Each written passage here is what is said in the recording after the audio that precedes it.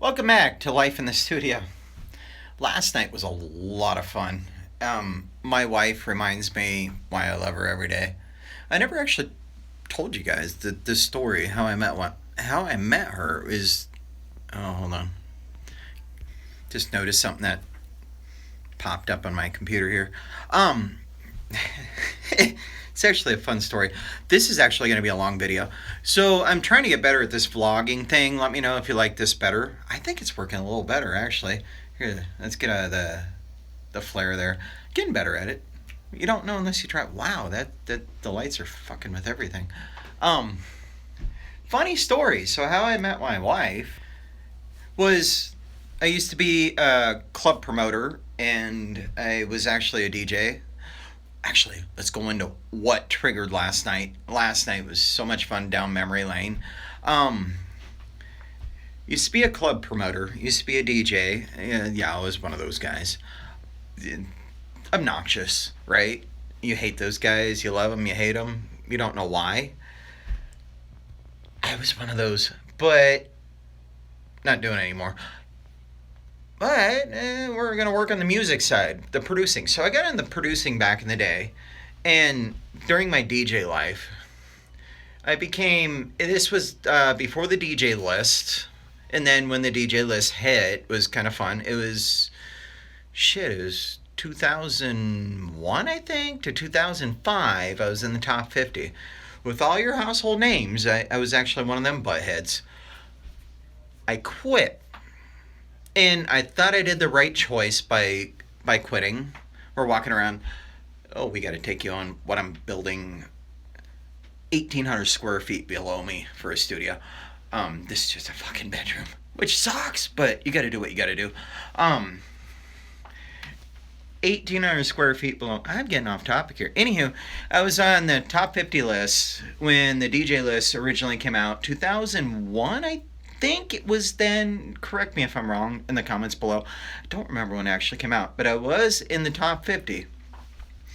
It was a lot of fun. It was in my home state, Colorado. It was in Denver, Fort Collins area. If you're from the Denver, Fort Collins area, I fucking miss you guys. Remember Matrix? That was me. If you're actually from that area, you'll know what I mean. Gay name, horrible club name. By God, 1,500 person capacity club is where I resident. Wednesday, Thursday, Friday, and Saturday. And then wash bar. I'm so sad it's closed. What the hell did they do to my wash bar? Anyways, if you're from those areas, you'll get it. Um, so how I met my wife is, well, a club named Matrix is only going to go so far back in those days. So what I did, I took the promotion and I took all of that and took my crew. I can mention some names. They're actually a few of them are actually doing really good, and a few of them. One of my guys is he started a band in Denver, which is badass, dude. Matt, come on, Orloff, love you. Um, I know you'll see it, but badass. He got back into his original passion, which is I play about every instrument under the sun, woodwinds, brass, everything. That's where I got. Wait, these are another stories, but it was fun. But Matt, badass. Love to see you doing your thing. Anywho, so how I met my wife. So Matrix got bought out by somebody and went belly up. And I shit you not, you go from Matrix, which was cool in 2000, it was kind of a cool name. Matrix, if it follows the movie, right? It was a 1,500 person club, packed out Tuesday to Sunday. Sunday was salsa night. Even that just, salsa night was banging, man. Um, that was a fun night. Anywho, so someone bought it out. How do you get worse than Matrix for a name? You want to know? Jungle fucking Bay. Jungle Bay! Guess what happened 6 months later? Belly up. I couldn't save it. I could not save it. My crew, I had about 30 people in my crew. I couldn't. Jungle Bay, you close it up for 4 months. You close a club for 4 months. and go from Matrix to Jungle Bay, it's going to fail. So this is building this. This is going to be a long video. It's going to be fun, actually. So you're building this club. Started back in '98. You call it Matrix. It was a big hit back then. Cool. It was Matrix with 2 X's. 2 X's. Yes, it was themed around Matrix, and it was a dark black and gray theme with video cameras and all that fun stuff. It was actually a really cool club, and so I resident there, right? So a new owner buys it out, and he renames it Jungle Bay, closes it for 4 months. You're not going to get that going again.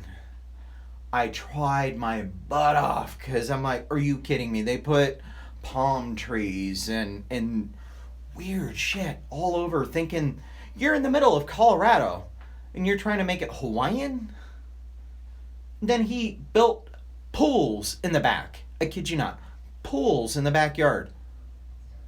He had this idea for basically you're in Hawaii. You swim up to a bar. Maybe the idea isn't bad. It was just implemented wrong. I couldn't promote it. It was, I miss it. That's why I'm so frustrated. I miss it. I can do it again, but I want to focus on me. I want to focus on my music. And so back in the day, I was top 50 right when the DJ list came out, which was kind of cool. I was next to a lot of big names. I played with probably every household name. You name it. I probably opened or headlined that show back in the day. We were all newbies, and it was a lot of fun. We're not newbies anymore. This is my story, so it's going to be a long video. We're going to try out the IGTV today. So Matrix closes, right? And I went, wow, bankrupt, fun. I have 1,000 people going to show up this Wednesday. It's closed, though. But I have 1,000 freaking people going to show up. Literally in 24 hours. What do you do? So my smart ass. This is actually a fun story. And this is what triggered the fun last night. We'll go through that. Like I said, it's going to be a long video. This is what triggered my wife and I to remember each other. So, Tuesday, I find out by the new owner, we're bankrupt. We're closed. I don't care about you people. I care about them. I have a show. I literally had DRC booked back then. DRC as a headliner. Do you know DRC? Is DRC still around? God, she was badass back in the day. Literally booked in 24 hours. What the hell do you do? So I grabbed my crew, 20 people, and we post signs outside of the closed building. They posted closed, out of business, and all that kind of fun stuff. And I was like, where do I go? Holy crap. Actually, I know an 800-person club around the corner. I was actually friends with the 2 owners. They were kind of skeevy, but I was friends with them. But the funny thing is, it was a gay bar. Okay, so I'm going to take 1,000 straight people, women, dudes, and I'm going to sell them to go into this gay bar within 24 hours. It's 1,000 freaking people, 1,000 hardcore followers, and some of you actually are probably following me again. You've been requesting me to kind of get out there again. Love you. I miss you guys, to be honest. 1,000 freaking people, 24 hours later, and the only club available that doesn't have anything going on a Wednesday is this gay bar. And I actually happen to know the owners. And they have an 800-person capacity. So what we did, we posted signs. We made up signs. We went over to Kinko's. We did what we could. I beat stakes into the ground, pissed off the old owner because he was bankrupt, and says, we're closed. But guess what? The show must continue. So I pulled in 24 hours 1,200 people to that gay bar. Yeah, it's an 800 person capacity. The line was, oh my God. Those two owners have never seen that before. It's just a fun promotional story. This is where I met my wife, though. You believe it.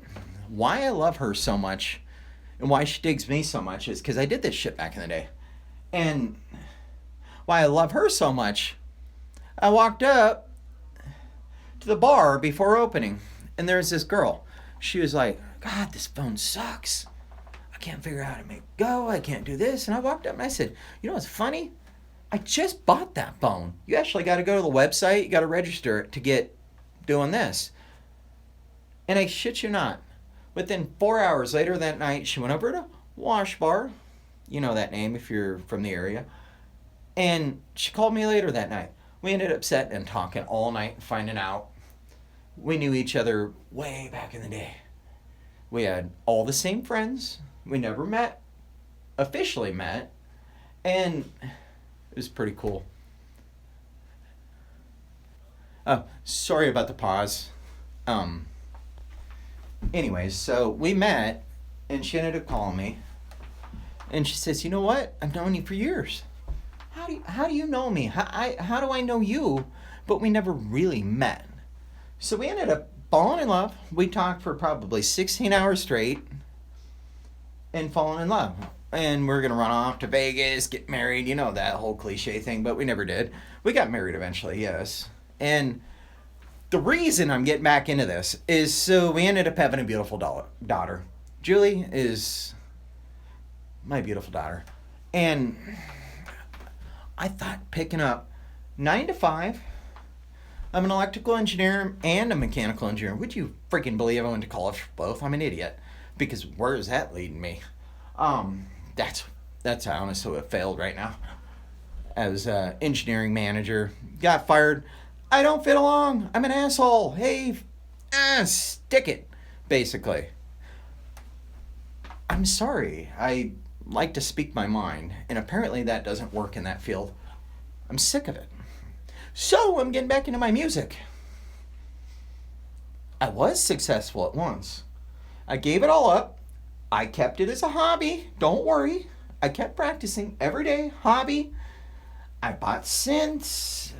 Actually, this thing right here is loaded with some fun stuff we'll go through again. I bought it all. And I kept it. But I didn't do it professionally. I'm an idiot, right? Top 50 DJ list. Gave it up for my daughter. Thought a 9 to 5 was where you go. So, anywho, we went down memory lane last night. And that's why my studio got taken over. Next video, I don't want to make this one too long. I'm going to show you some of the memory lanes we went down. And it's an interesting story. If you guys want to actually hear more about that, and this is what gets me in trouble in the professional world, I'm transparent. But apparently that's not cool.